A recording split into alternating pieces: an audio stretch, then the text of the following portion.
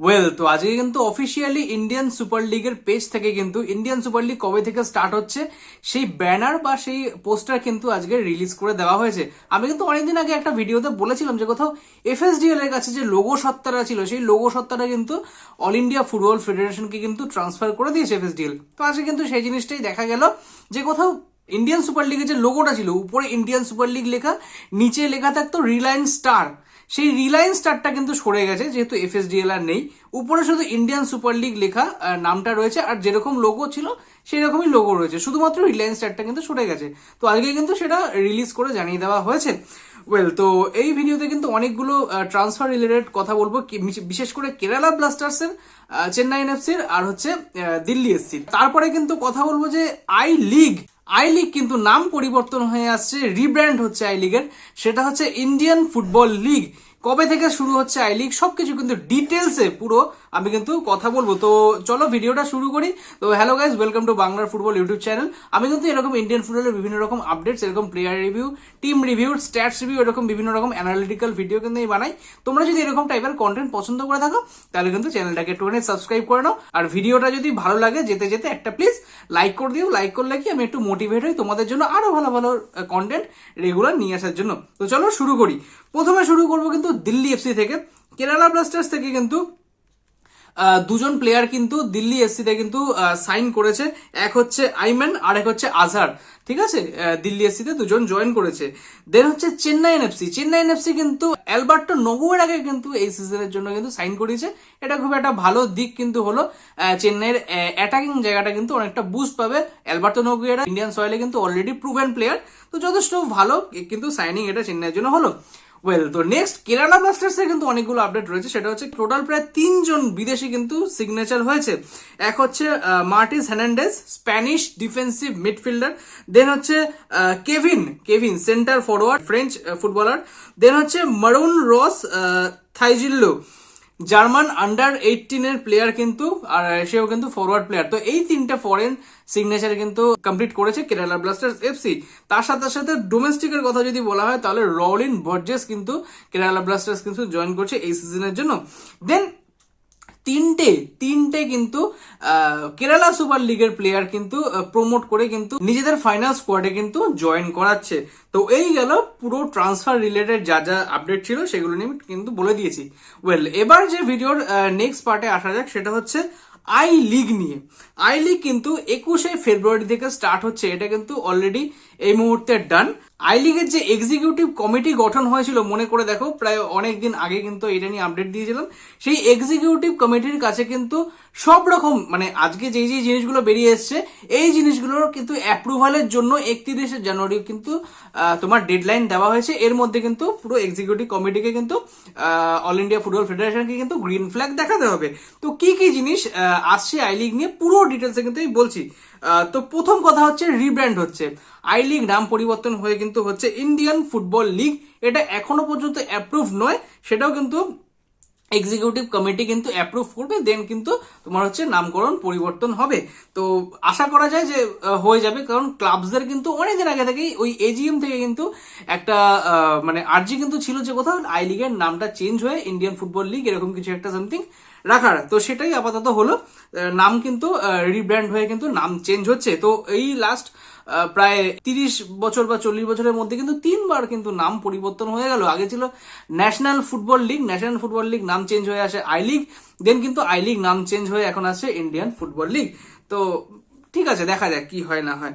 Well, তো 11টা team নিয়ে কিন্তু এই বছর আই লিগ কিন্তু স্টার্ট হচ্ছে। এখনো পর্যন্ত 9টা টিমের কনফার্মেশন কিন্তু পাওয়া গেছে। চার্চিল ব্রাদার্স কি করবে উই জাস্ট ডোন্ট নো এই মুহূর্তে। ঠিক আছে, কিন্তু যতটা আর কি ধরা যাচ্ছে যে চার্চিল ব্রাদার্স কিন্তু খেলবে। তো টোটাল 11জন টিম কিন্তু মোটামুটি আই লিগ খেলবে। ওকে, তো প্রথম যে ফেজটা রয়েছে, দুটো ফেজে কিন্তু আই লিগ হবে।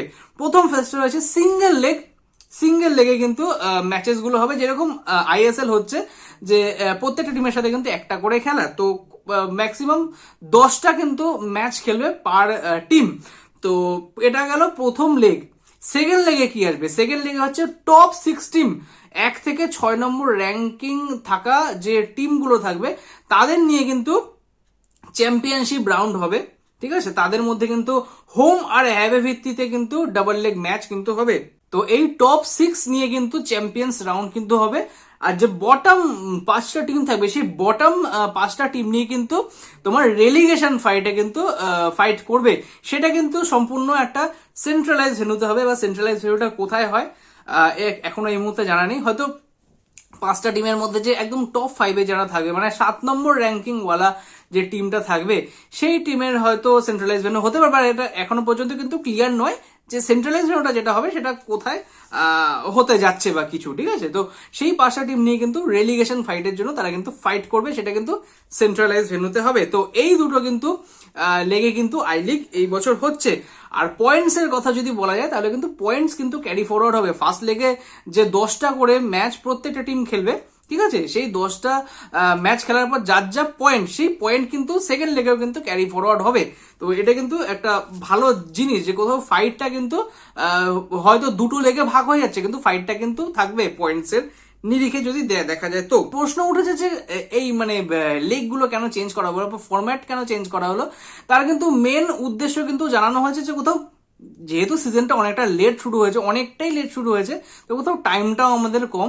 দ্বিতীয় কথা, আননেসেসারি ম্যাচেস করিয়ে তো আর লাভ নেই। মানে ধরো 9 নম্বর র্যাঙ্কিং এর টিম বা 11 নম্বর র্যাঙ্কিং এর টিম বা 10 নম্বর র্যাঙ্কিং এর টিম, তাদের মধ্যে খেলা হচ্ছে, খেলাটাতে অ্যাকচুয়ালি আননেসেসারি খেলা, সেই খেলাটার অ্যাকচুয়ালি কোনো ভ্যালু থাকে না। কিন্তু যখন সেই ম্যাচটা যখন রেলিগেশন ফাইটের জন্য চলে আসবে, লাস্ট 5টা টিমের যে মানে বটম 5 নিয়ে যে একটা রেলিগেশন ফাইটের ম্যাচগুলো থাকবে, সেটা কিন্তু মানে খুব ইন্টারেস্টিং হবে ম্যাচটা দেখতে। তো কোথাও মানে এরকম ইন্টারেস্টিং ম্যাচ তৈরি করার জন্য কিন্তু এরকম ডাবল লেগ কিন্তু ম্যাচ ক্রিয়েট করা হয়েছে। এটা কোথাও বক্তব্য তাদের যে কোথাও ভিউয়ারশিপও কিন্তু ভালো থাকবে, কোথাও মেরে কয়েকটা ম্যাচ মানে দেখার মতন কেউ থাকবে না, এরকম কিন্তু না। ওয়েল, তো এবার হচ্ছে আই লিগটা যে হবে, সেই আই লিগের সত্তা বা সেই যে কন্ট্রোলটা কাদের কাছে থাকবে। দুটো কিন্তু এখানে গভর্নেন্স স্ট্রাকচার কিন্তু তৈরি হয়েছে। এক হচ্ছে গভর্নেন্স কাউন্সিল, দ্বিতীয় হচ্ছে ম্যানেজমেন্ট কাউন্সিল। গভর্নেন্স কাউন্সিলে কিন্তু এখনো পর্যন্ত টিল নাও 9টা টিমের কিন্তু রিপ্রেজেন্টেটিভ কিন্তু থাকবে। প্রথম কথা, এটা কিন্তু গভর্নেন্স কাউন্সিল যেটা রয়েছে সেটা কিন্তু শুধুমাত্র ক্লাবস যারা রয়েছে, ক্লাবসদের কিন্তু প্রাইমারি অধিকার রয়েছে এখানে ডিসিশন নেবার। তো 9টা এই মুহূর্তে কিন্তু ক্লাবস এই মুহূর্তে কিন্তু তাদের রিপ্রেজেন্টেটিভ রয়েছে, যেরকম গোকুলাম কেরালা, নামধারী আছে, Rajasthan United, Diamond Harbour FC, তারপরে হচ্ছে IL FC, Dempo FC, Real Kashmir, Shillong Lajong আর শ্রীনিধি ডেকান। এখানে চার্চিল ব্রাদার্স তো মিটিং, চার্চিল ব্রাদার্স আদৌ খেলবে নাকি এখনো পর্যন্ত কিন্তু কোনো রকম সিওরিটি নেই। তো এই 9টা কিন্তু ক্লাবসের রিপ্রেজেন্টেটিভ থাকছে, প্লাস এই 9টা যে ক্লাবসের রিপ্রেজেন্টেটিভরা ঠিক করবে বাই ইলেকশন যে এআইএফএফ এর রিপ্রেজেন্টেটিভ কারা হবে, সেই হিসাবে কিন্তু অ্যাপয়েন্ট কিন্তু হবে এই গভর্নেন্স কাউন্সিলে। তারপরে হচ্ছে ক্লাবসদের কিন্তু প্রাইমারি যে ডিসিশনগুলো রয়েছে সেটাই কিন্তু ধার্য করা হবে। তো এই গভর্নেন্স কাউন্সিলে কিন্তু ক্লাবসের জোর কিন্তু অনেকটা থাকবে। নেক্সট সেটা হচ্ছে ম্যানেজমেন্ট কাউন্সিল। ম্যানেজমেন্ট কাউন্সিলে কিন্তু টোটাল 5টা ক্লাবসের রিপ্রেজেন্টেটিভ থাকবে, রিয়েল কাশ্মীর, গোকুলাম কেরালা, শিলং লাজং, রাজস্থান ইউনাইটেড আর হচ্ছে ডায়মন্ড হারবার এফসি। এই 5টা ক্লাবের রিপ্রেজেন্টেটিভ থাকবে, plus AIFF x officio capacity অনুযায়ী, ঠিক আছে, 4 জন কিন্তু এখানে নিযুক্ত হবে। এক হচ্ছে secretary general, deputy secretary general, লিগ কো এন্ড হচ্ছে স্ট্র্যাটেজি হেড। এই 4 জন কিন্তু অল ইন্ডিয়া ফুটবল ফেডারেশনের তরফ থেকে কিন্তু থাকবে। মানে টোটাল হচ্ছে 9 জনের একটা ম্যানেজমেন্ট কমিটি। তো এই কমিটির দায়িত্ব কি থাকবে? এই কমিটির দায়িত্ব থাকবে হচ্ছে ক্লাবস অপারেশন বা পুরো লিগ অপারেশনের যে দায়িত্বটা থাকে সেটা হচ্ছে মানে পুরোপুরি অপারেশনের দায়িত্ব কিন্তু এই ম্যানেজমেন্টের হাতে থাকবে। দেন বিভিন্ন রকম যে মানে কন্ট্রোলিং এর পাওয়ার থাকে, কমপ্লেইন্স এর পাওয়ার থাকে, বা বিদেশি প্লেয়ারদের যে রুলস এন্ড রেগুলেশনস এর ব্যাপারগুলো থাকে সেগুলো কিন্তু এই ম্যানেজমেন্ট কমিটি কিন্তু জিনিসগুলো দেখবে। তো এই হচ্ছে দুখানা কমিটি কিন্তু গঠন হয়েছে আই লিগ চালানো নিয়ে। এই সব কিছু যেটা মানে আজকে তৈরি করা হয়েছে সেগুলো কিন্তু মানে এক্সিকিউটিভ কমিটিকে কিন্তু 31শে জানুয়ারির মধ্যে কিন্তু অ্যাপ্রুভালটা দিতে হবে।